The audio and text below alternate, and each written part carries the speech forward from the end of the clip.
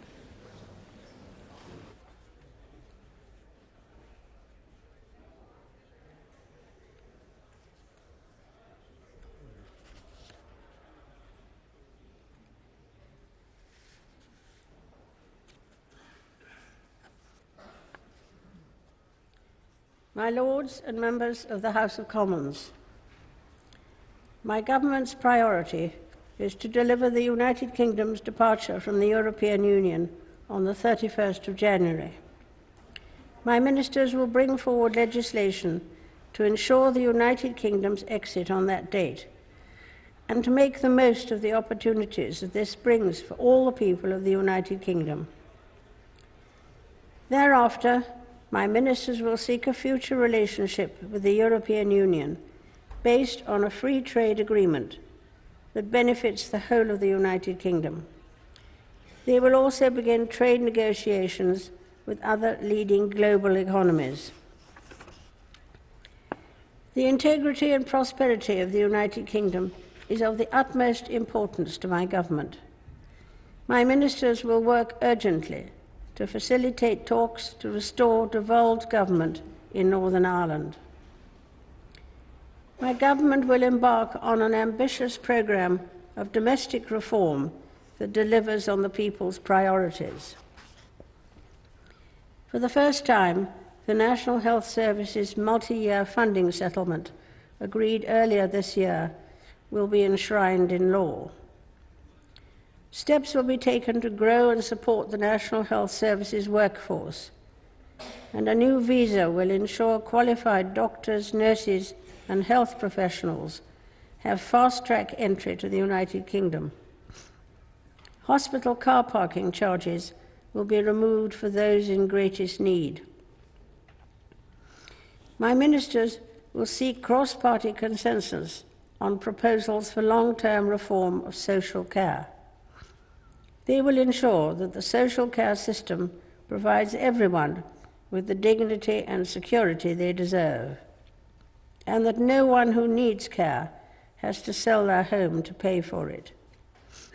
My ministers will continue work to reform the Mental Health Act.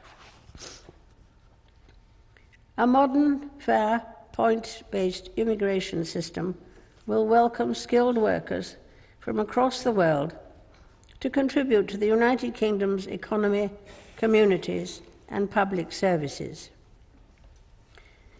My government will bring forward measures to support working families, raising the national insurance threshold and increasing the national living wage. To ensure every child has access to a high-quality education, my ministers will increase levels of funding per pupil in every school. Measures will be brought forward to encourage flexible working, to introduce the entitlement to leave for unpaid carers, and to help people save for later life. New measures will be brought forward to protect tenants and to improve building safety. My government will take steps to support home ownership, including by making homes available at a discount for local first-time buyers. My ministers will develop legislation to improve internet safety for all. My government is committed to a fair justice system that keeps people safe. My ministers will establish a Royal Commission to review and improve the efficiency and effectiveness of the criminal justice process. New sentencing laws will ensure the most serious violent offenders, including terrorists, serve longer in custody. New laws will require schools, police, councils, and health authorities to work together to prevent serious crime.